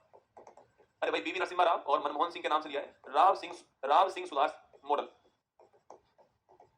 और यहां पर दोस्तों मनमोहन सिंह जी ने, मनमोहन सिंह साहब ये भारत के reserve bank of India governor रह चुके हैं, वित्त मंत्री रह चुके हैं, तो इकोनॉमिक्स में बड़े जानकार थे, कहते हैं साहब के बड़े जानकार थे इकोनॉमिक्स के मनमोहन सिंह। उन्होंने अपनी इकोनॉमिक्स की जानकारी से भारत को इस संकट से उबार दिया, और एक new education new economic policy सामने आती है जिसका नाम था एलपीजी। क्या नाम था, एलपीजी। देखो कभी कभी हम लोग सोचते हैं कि एलपीजी किसके स्थान पर आया होगा ना, भाई एलपीजी तो नई पॉलिसी के अंदर आया, तो इससे पहले भी कुछ था भारत में, तो इससे पहले भारत में एलपी क्यों था, ये शायद आप में से कम लोग जानते होंगे कि भारत में एलपी क्यों था। अब हमने बनाया एलपीजी। यहां पर एल का मतलब क्या है, यहां पर बेटा एल का मतलब आपके आपके लाइसेंस, मतलब हर चीज में लाइसेंस लेकर आओ, लाइसेंस देने वाला कौन होगा, गवर्नमेंट होगा। यहां पर एल का मतलब आपके लिबरलाइजेशन, इसको बोलते हैं उदारीकरण, अपनी नीतियों को उदार कीजिए, जो अपनी पॉलिसी है उन्हें लिबरल कर दीजिए, उदार कर दीजिए, हर चीज के लिए लाइसेंस जरूरी नहीं होना चाहिए, अपनी नीतियों को लिबरल कर दीजिए, उदार कर दीजिए, ये इसमें किया गया, ठीक है। सेकंड दोस्तों पी का मतलब परमिट, परमिट देने वाला कौन, गवर्नमेंट। तो गवर्नमेंट की जो यूनिट्स थी आपके, जो पीएसयू थे आपके, गवर्नमेंट्स थी आपके, उसी के सारे रिसोर्स थे, उसी की सारी इंडस्ट्री थी। यहां पर बोला गया कि प्राइवेटाइजेशन कीजिए, निजीकरण कीजिए, मतलब सरकार का हस्तक्षेप कम कीजिए। इसका अर्थ क्या है, मार्केट का हस्तक्षेप बढ़ाइए, सरकार का हस्तक्षेप कम कीजिए, ये कीजिए प्राइवेटाइजेशन, ठीक है। और तो Q4 क्या है, Q4 लिखिए आपके, Q4 है कोटा। कोटा मतलब आपके मतलब सरकार के लिए सीट रिजर्व कर देना, कोटा बोलते हैं उसको, ठीक है, कोटा कर दिया, ठीक है। तो रिजर्व कर देना कोई चीज, कोई इंडस्ट्री किसी के लिए रिजर्व कर देना, वो कोटा होता है ना, सरकार ही काम करेगी इस इंडस्ट्री के अंदर, कोई और काम नहीं करेगा इस इंडस्ट्री के अंदर, वो कोटा होता है, ठीक है। हमने कहा इसको ओपन कर दीजिए, ओपन इकोनॉमी बना दीजिए, इसको ग्लोबलाइजेशन कर दीजिए, इसको बोलते हैं उदारीकरण, इसको सॉरी बोलते हैं आपके वैश्वीकरण। देखो पहला वर्ड हमारा है लिबरलाइजेशन, उदारीकरण, यहां पर सरकार की जो नीति होनी चाहिए, यह नीति कैसी हो आपके, यह नीति आपके उद्योग को प्रोत्साहित करने वाली हो,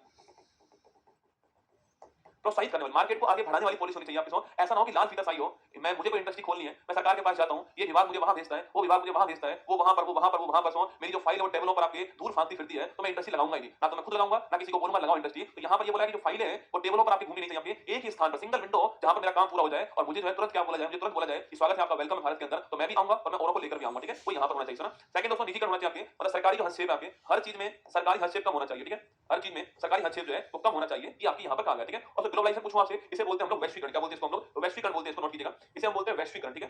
ये हो गया हमारा वैश्वीकरण, मतलब जो हमारी इकोनॉमी जो है ना, इस इकोनॉमी को हमें ओपन करना पड़ेगा विश्व के लिए, ठीक है। मतलब हमें एक्सपोर्ट इंपोर्ट बढ़ाने पड़ेंगे, ठीक है। हमें एक्सपोर्ट इंपोर्ट जो है बढ़ाने पड़ेंगे, ये इसका मतलब हो गया, ठीक है, ये इसका मतलब हो गया। तो ये मॉडल हमने अपना दिया आपके, राव सिंह सुधार समिति बोलते हैं इसको, कमेटी बोलते हैं, उसने मॉडल अपनाया भारत के अंदर। और फिर इसके बाद 1992 के अंदर हमारे यहाँ पर 8वीं योजना आती है, तो देखिए 8वीं पंचवर्षीय योजना, ये कब आती है, ये 1992 से 97 के बीच आती है। लेकिन दोस्तों इसके आने से पहले पूरे विश्व में एक बड़ी महत्वपूर्ण घटना हो चुकी थी आपके, और वो घटना कौन सी थी, वो थी 1990 के अंदर। क्या होता है विश्व के अंदर, यूएनडीपी के द्वारा एक इंडेक्स आता है, उसका नाम था मानव विकास सूचकांक, जिसको आप ह्यूमन डेवलपमेंट इंडेक्स कहते हो। तो हमने भी इसी को ध्यान में रखते हुए जो हमारी 8वीं योजना है, इसमें भी हमने भी आपके जो ह्यूमन रिसोर्स, जो मानव संसाधन है, उसके विकास पर बल दिया। तो लिखिए मानव विकास पर बल, मानव संसाधन जो है इसका विकास करना है, ये हमने बल दिया इसमें, ठीक है। इसको बोलते हैं ह्यूमन रिसोर्स। मानव भी रसगुल्ला रिसोर्स है, और मानव वो रिसोर्स है जो किसी देश के पास अगर है वो रिसोर्स, तो वो कुछ भी कर सकता है वो देश। इसको बोलते हैं हम लोग क्या, इसको बोलते हैं पॉपुलेशन डिविडेंड कहते हैं, लाभांश कहते हैं, कि भारत के पास में जननांक के लाभांश है, कि भारत के पास जनसंख्या जो वर्तमान में सबसे अधिक यंग पॉपुलेशन किसके पास है, भारत के पास में। युवा खून हमारे पास में वर्तमान सर्वाधिक है, क्योंकि हमारी पॉपुलेशन सर्वाधिक है, हम युवा देश है, जापान बूढ़ा होता हुआ देश है, और भारत वर्तमान में युवा देश है। ये 15-20 साल भारत के लिए बड़े महत्वपूर्ण होने वाले हैं यंग इंडिया के रूप में, ठीक है। तो यहाँ पर आपको ध्यान रखना है, ठीक है। तो यहाँ पर मानव जो ह्यूमन रिसोर्स है उस पर बल हमने सबके, इस पर बल देने वाले कौन व्यक्ति थे, जॉन मिलर। तो कहीं कहीं पर इसको जॉन मिलर मॉडल भी कहते हैं, ठीक है। जो ह्यूमन रिसोर्स है उस पर बल देने वाले कौन थे, जॉन मिलर थे। तो कहीं कहीं पर इसको हम लोग ह्यूमन रिसोर्स के लिए मानव जॉन मिलर मॉडल भी कहा जाता है। अच्छा, इस टाइम पर तो बड़ी महत्वपूर्ण आपके संशोधन होता है संविधान के अंदर। आपको बताना है कि कौन सा संशोधन आपकी हुआ था संविधान के अंदर, कौन सा अमेंडमेंट हुआ था इस टाइम पर, बताओ मुझे कि इस योजना के अंदर एक बड़ा महत्वपूर्ण अमेंडमेंट हुआ था हमारे संविधान के अंदर, वो अमेंडमेंट कौन सा आपको बताना है, ठीक है।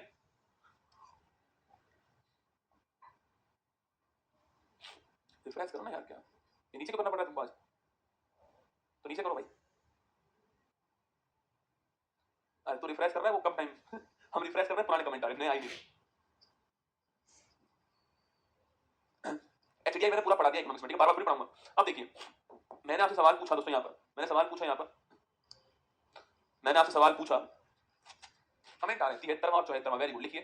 अरे याद करो, मैंने लिखा था आपसे कि 73वां और 74वां संविधान संशोधन जो है इसी टाइम पर हुए थे 1992 के अंदर।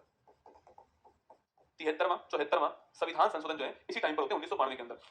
1995 के अंदर जो है mid day meal programme start होता है। कौन सा मिड डे मील जो है, ये भारत के अंदर 1995 में इसमें शुरू हुआ था मिड डे मील योजना।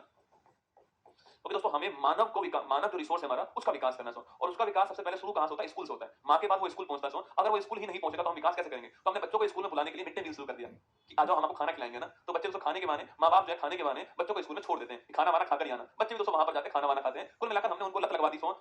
जिस प्रकार से जियो ने हमें लत लगवाई थी मोबाइल के समय इंटरनेट फ्री देकर के, एक साल जो है अब हमसे पैसा वसूल रहा है, वही काम गवर्नमेंट ने किया है मिड डे मील देकर कि आओ स्कूल चलते हैं, ठीक है। तो ये काम आपके मिड डे मील वाला जो काम जो है वो यहाँ पर हो गया, ठीक है। वही दोस्तों इसी टाइम पर आपके 93 के अंदर जो है प्रधानमंत्री रोजगार योजना जो है ये भी शुरू होती है, ठीक है। तो प्रधानमंत्री रोजगार योजना जो है, वही बात दोस्तों, बात सारी यही पटकेंगे कि मानव संसाधन का विकास करना, ये आपके उद्देश्य यहाँ पर है, ठीक है। तो वैश्विक स्तर पे एक संस्था थी, पहले उसका नाम था GATT, ये मैं पढ़ा चुका हूं आपको, journal agreement for trade and tariff जो है, ये संस्था पहले थी आपके साथ। इसके स्थान पर 1 जनवरी 1995 को एक नई संस्था बनती है, इसका नाम था WTO। क्या नाम था, विश्व व्यापार संगठन।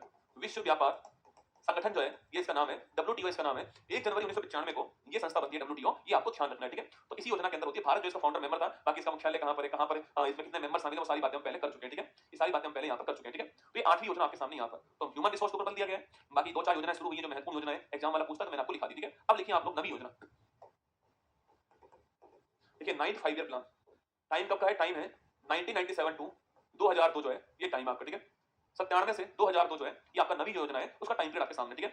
हमने दोस्तों पहली बार परमाणु परीक्षण हम कर चुके हैं, कब आपके याद कीजिए 74 के अंदर कर चुके हैं, मैंने आपको पहले भी दिखाया, ऑपरेशन इस्माइली मुद्दा उसका नाम था, ठीक है। यहाँ पर दोस्तों हमारे पास में एक हमारे जो है जेम्स थे, मतलब भारत के प्राउड थे यहाँ पर, और उनका नाम था अब्दुल कलाम जी। तो अब्दुल कलाम जी के लीडरशिप में अटल बिहारी वाजपेयी साहब ने यहाँ पर एक और आपके परमाणु परीक्षण करवाया आपके, उसको बोलते हैं हम लोग ऑपरेशन शक्ति, आपको ध्यान रखना है, ठीक है। तो देखिए 1998, ये मई की बात है ना, ये मई की बात है 1998 के अंदर ऑपरेशन शक्ति हमने चलाया था, और लिख लीजिए इस समय पीएम कौन थे, पीएम थे अटल बिहारी वाजपेयी।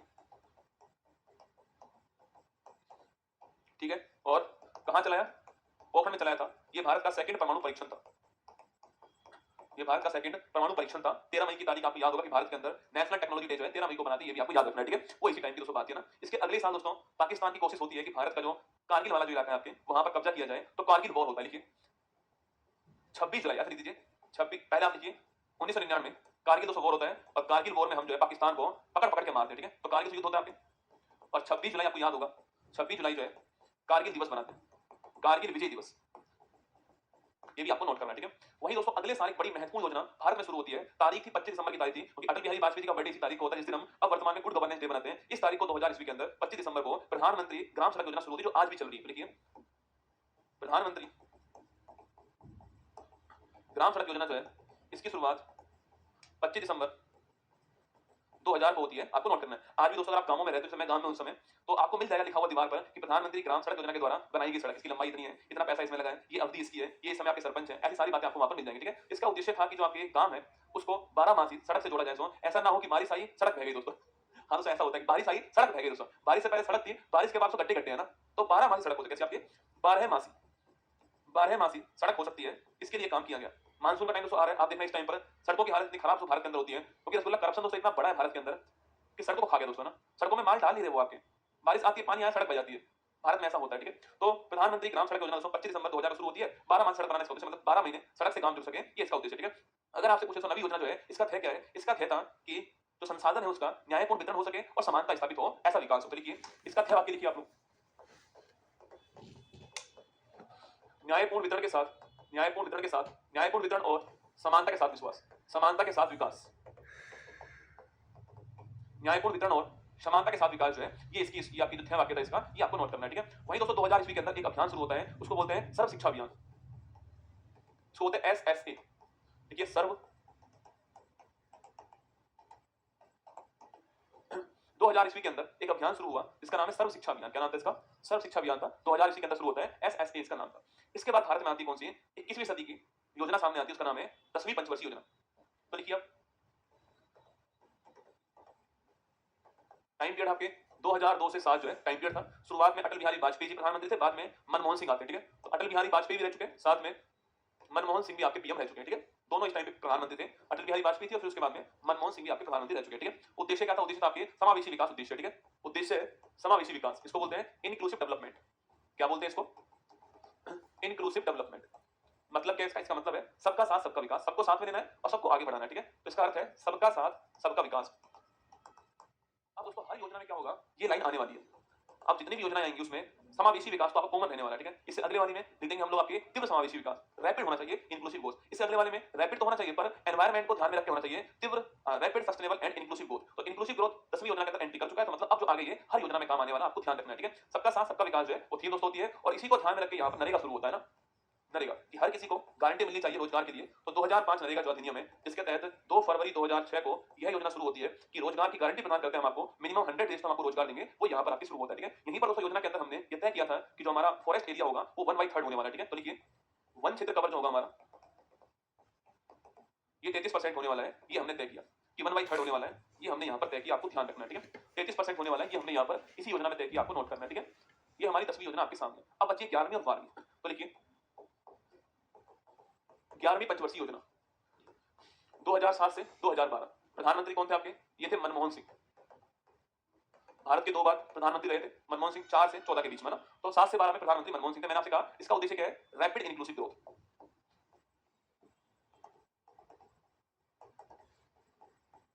इसको बोलते हैं तीव्र समावेशी विकास, ठीक है। तीव्र समावेशी विकास इसका उद्देश्य है, रैपिड इंक्लूसिव डेवलपमेंट करो, ग्रोथ डेवलपमेंट, ठीक है। तीव्र समावेशी विकास जो है ये इसका लक्ष्य हो गया, आपको ध्यान रखना है, ठीक है। यहां दोस्तों हमने तय किया था कि भारत जो है जो ग्रोथ रेट होती है यहाँ पर वो 8% के आसपास है। अब तक की जो 12 योजनाएं उसमें भारत की जीडीपी में सर्वाधिक ग्रोथ किस योजना में होती है, इसी में होती है। तो लिखिए भारत की जीडीपी में सर्वाधिक वृद्धि दर, तो जीडीपी में लगभग 8%, कितना है, लगभग 8% जो है वो जो ग्रोथ होती है भारतीय जीडीपी में सर्वाधिक इसी टाइम पर होती है। आपको लगभग का मतलब 7 पॉइंट कुछ था, 7.9 या 8 था, तो लगभग 8% ग्रोथ होती है, सर्वाधिक होती है अब तक की ग्रोथ है। ये भी आपको नोट करना है, सवाल कुछ भी पूछ सकता है आपसे, ठीक है। अगर पूछूं आपसे, इससे पहले वाली जो योजना थी ना आपके 2002 के आसपास योजना थी आपकी, उसमें आप जानते हो मैंने आपसे कहा कि उसमें 86वां अमेंडमेंट होता है और एजुकेशन की बात उसमें होती है, भारत के अंदर एक right to education fundamental right बनाया गया, ठीक है। 2009 में उसके लिए क्या हुआ, अधिनियम आ गया। तो लिखिए आरटी एक्ट 2009, इसको बोलते हैं शिक्षा का अधिकार अधिनियम, ठीक है। ये लागू कब से होता है, 1 अप्रैल 2010 से ये लागू हो गया। जो आरटी एक्ट था 2009 वो इसी योजना में आता है और 1 अप्रैल 2010 से इसी योजना में लागू हो गया, आपको नोट करना है, ठीक है। इसका उद्देश्य था जो प्राइमरी जो एजुकेशन है वो कंपलसरी होनी चाहिए, फ्री होनी चाहिए। तो लिखिए free and compulsory primary education. तो free and compulsory primary education जो है वो इसका लक्ष्य तय होता है, मतलब वो इस आरटी का लक्ष्य है, ये आपको नोट करना है, ठीक है। तो 11वीं योजना रैपिड इंक्लूसिव ग्रोथ लक्ष्य हो गया इसका, भारत की जीडीपी में सर्वाधिक वृद्धि दर इसी में आती है। RT act 2009 right to education का एक्ट हो गया, ये सारी बातें 11वीं में हो गई, ठीक है। अब आपके सामने आती है 12वीं अंतिम योजना। तो लिखिए 12वीं 5 ईयर प्लान, टाइम पीरियड है 2012 से 17 के बीच शुरू होती है। शुरुआत में मनमोहन सिंह प्रधानमंत्री होते हैं, फिर बाद में नरेंद्र मोदी जो है वो प्रधानमंत्री होते हैं, आपको ध्यान रखना है, ठीक है। तो अंतिम योजना है, मैंने आपसे कहा कि समावेशी विकास 10वीं में आ चुका है, तीव्र समावेशी विकास 11वीं में आ चुका है। तीव्र के साथ में विकास तो हो पर एनवायरनमेंट को ध्यान में रख के विकास होना चाहिए, वो यहां पर आ चुका है, ठीक है। अच्छा आपसे पूछूं मैं कि सस्टेनेबल वर्ड जो है यहीं पर क्यों आया, तो मैं तो लिख रहा हूं इसका है क्या है, आपको बताना है कि एनवायरनमेंट की याद इनको यहीं पर क्यों आती है। लिखिए इसको बोलते हैं रैपिड इंक्लूसिव एंड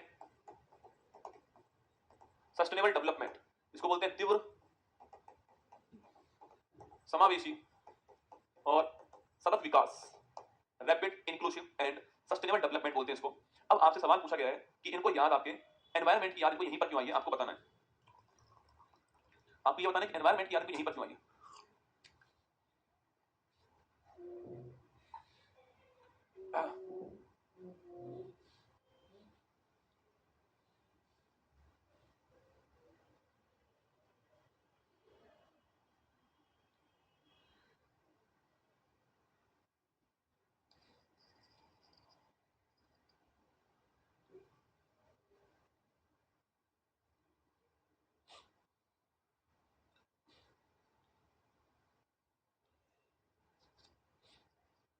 फैन बंद कर दे।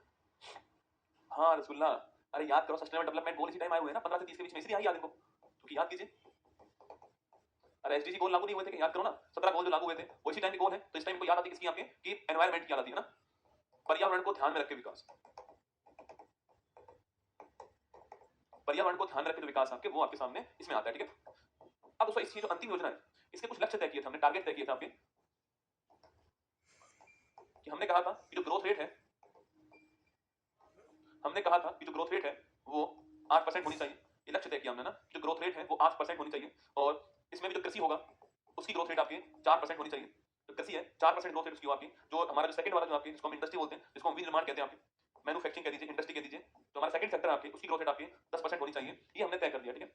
ये तीन ग्रोथ रेट तय किए हमने, ओवरऑल 8% ग्रोथ रेट होनी चाहिए, एग्रीकल्चर 4% होना चाहिए इसमें आपके। हमने ये भी कहा कि जो गरीब जो व्यक्ति है, जो गरीबी है, गरीब व्यक्ति नहीं, जो गरीबी है उसको 5 वर्ष में हमको 10% कम करना है, गरीबों को कम नहीं करना है, ठीक है। हाँ गरीब जो आपके गरीबी जो है उसे कम करना है, ठीक है। तो हमने इसी में कहा था, हमने इसी में टारगेट तय कर दिया कि हर 2 वर्ष में 2% गरीबी कम करनी है। मतलब कि इस पूरे 12th 5 ईयर प्लान जो है, इस 12th 5 ईयर प्लान के अंदर 10% गरीबी कम करनी है। अरे भाई 1% एक वर्ष में, सॉरी एक वर्ष में 2% होगी, हर 2 वर्ष में नहीं, हर एक वर्ष में ना, इसको हर एक वर्ष कर दीजिए ना, इसको हर एक वर्ष कर दीजिए, ठीक है। हमने कहा हर एक वर्ष में 2% गरीबी कम करेंगे, तो जो 12वीं योजना होगी उस पूरे 5 साल के पीरियड में आपके 10% गरीबी कम हो जाएगी, हमने तय कर दिया, ठीक है इसमें ना, ये हमने इसमें तय कर दिया, ठीक है। बाकी दोस्तों हमने तय किया इसके अंदर लिखना, जो हमारी प्रजनन दर है ये 2.1% होनी चाहिए, ये हमारा टारगेट था, ठीक है। जो प्रजनन दर है हमारी, इसको बोलते हैं रिप्रोडक्शन रेट, क्या बोलते हैं इसको, रिप्रोडक्शन रेट कहते हैं, ये हमारी 2.1% होनी चाहिए। अच्छा आपसे मैं पूछ लूं कि 2.1% ही क्यों, आप मुझे बताओ कि हमने जो रिप्रोडक्शन रेट है वो 2.1% ही क्यों रखी है, ये आपको मुझे बताना है, ठीक है। कि हमने जो रिप्रोडक्शन रेट है वो 2.1% क्यों रखी है, आप बताइए इसका क्या आंसर होगा आपके अनुसार, कि भारत की जो 12वीं योजना है उसके अंदर रिप्रोडक्शन रेट जो है वो 2.1% क्यों हुई है, आपको बताना है, ठीक है। मॉन्ट्रियल प्रोटोकॉल तो बहुत पुराना है बेटा यार, अभी का थोड़ी है, वो बहुत पुराना है। अच्छा पंचवर्षीय योजना आज आपने पढ़ ली मेरे साथ में, अब तो गलत नहीं करोगे, सवाल सवाल आता है, यही सारे सवाल आएंगे कि यह योजना कब शुरू होती है, वो कब शुरू होती है, यही सवाल पूछता है, ठीक है। बताओ, मैंने पूछा आपसे कि जो रिप्रोडक्शन रेट है इसको हमें 2.1% कम कर, 2.1% करने की बात कही हमने, ऐसा ही क्यों कहा, 4% क्यों नहीं कहा, 8% क्यों नहीं कहा, 1% क्यों नहीं कहा, ये 2% से थोड़ा सा अधिक क्यों कहा है हमने, जल्दी बताइए फटाक से, रिफ्रेश करते हो जल्दी। मनमोहन सिंह किस पार्टी के थे, धन्य है प्रभु, मनमोहन सिंह कांग्रेस पार्टी के थे।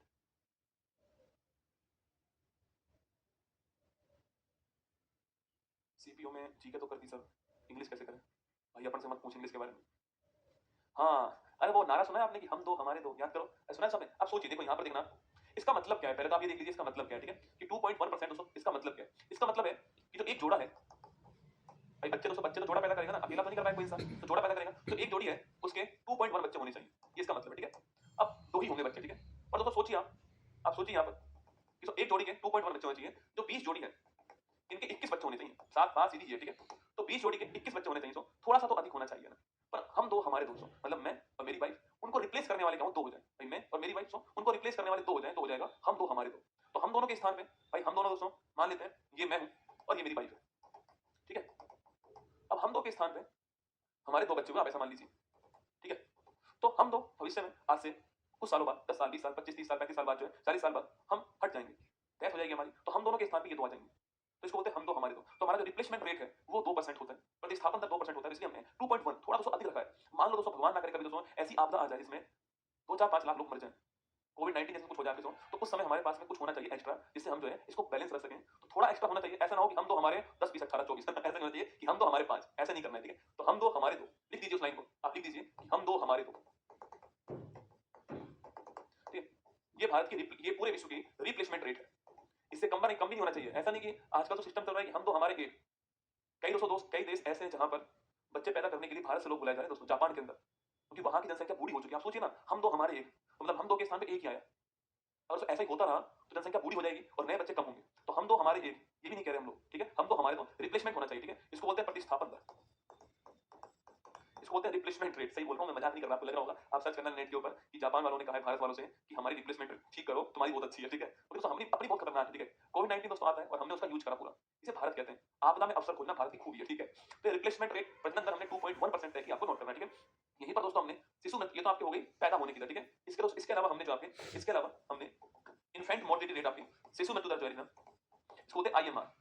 क्या बोलते हैं? आईएमआर बोलते हैं, इन्फेंट मोर्टेलिटी रेट कहते हैं इसको। ये हमने तय की 25 प्रति 1000 जीवित बच्चों के ऊपर। 1000 जो बच्चे जो जीवित पैदा हो रहे हैं उसमें 25 ही होनी चाहिए अधिक से अधिक शिशु मृत्यु दर, ये हमने तय कर दी, ठीक है? बाकी दोस्तों एक हमने मातृ मृत्यु दर भी तय करी, इसको बोलते हैं आपके मैटरनल मोर्टेलिटी रेट, एमएमआर। बहुत ही जबरदस्त सवाल उस एग्जाम के लिए, और बहुत बार एग्जाम में आया हुआ सवाल है कि एमएमआर जो होता है, इस एमएमआर के अंदर आधार क्या होता है? तो एमएमआर होता है आपके, उसमें आधार है कि 1 लाख जीवित शिशु के ऊपर। कभी कभी दोस्तों ऐसा होता है कि जो महिला आपकी जो माँ है वो बच्चे को जन्म देती है, साथ में माँ जो होती है उसकी डेथ हो जाती है ना, कॉम्प्लिकेशन ऐसी होती है कि माँ की डेथ हो जाती है। तो प्रति 1 लाख शिशु जन्म जो लेते हैं उस पर अधिक से अधिक 100 महिलाएं, 100 माँ की डेथ हो, इससे अधिक ना हो, ये हमने तय किया। तो इसका जो हम निकालते हैं वो कितने निकालते हैं? 1 लाख। ये बहुत ही जबरदस्त सवाल है, 1 लाख जीवित शिशु जो होंगे इनके ऊपर निकालेंगे। बहुत ही प्यारा सवाल, मैं आपको सवाल दिखाता हूँ, छोड़ो आप सारी बातें, मैं सवाल दिखाता हूँ आपको कि ये एमएमआर आपकी 1 लाख में निकलता है, ध्यान रखना।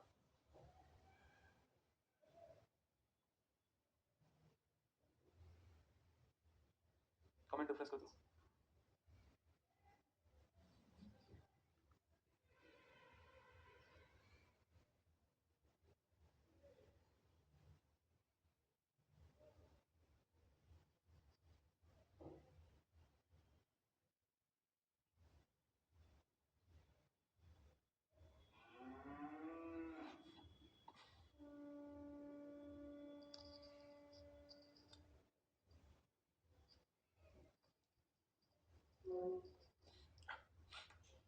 अभी सवाल नहीं मिल रहा है, कोई बात नहीं, सेंसर जरूर पढ़ा देना, यूट्यूब पर बहुत सारी क्लास पढ़ी है और समझ में नहीं आता, आप पढ़ा देना एक बार, ठीक है? पढ़ा देंगे, ठीक है? तो मातृ मृत्यु दर कितना हो गया? 100 प्रति 1 लाख जीवित शिशु। पूछूं आपसे, अभी 2000 पूछा, 2020 का जो आंकड़ा है सोच के अनुसार आपकी, ये अभी भी 100 से ऊपर ही है ना। जब 2000 की बात की हमने, उस 2000 के अंदर ये 384 था, 2000 के अंदर कितना था आपकी? 2000 ईस्वी है, उसमें ये 384 था, ठीक है? 2020 में 103 के आसपास है, 2020 में ये 100 प्लस तो है, 100 प्लस तो अभी भी है। ये सोचिए, हमने टारगेट कब लिया आपके? 17 के अंदर समाप्त हो गया टारगेट, अभी भी 100 प्लस है, तो चिंता का विषय, ठीक है? 100 प्लस है, चिंता का विषय, ठीक है? कभी कभी दोस्तों इसमें मुझे बोलना नहीं चाहिए, फिर भी मैं बोल देता हूँ कि कभी कभी ऐसा होता है कि जो घर में, कई घर ऐसे होते हैं आज भी, और रूढ़िवादिता उनके अंदर होती है ना, कि डॉक्टर कहता है कि कॉम्प्लिकेशन है, पर वो लोग चाहते हैं कि बच्चा होना चाहिए, और अगर गलती से लड़का हो जाए और उनको लगता है डॉक्टर बोल रहा है कॉम्प्लिकेशन है, पर वो उस समय पर जो माँ होती है उसके ऊपर दाव खेलते हैं और उनका सारा दिमाग बच्चे के ऊपर होता है।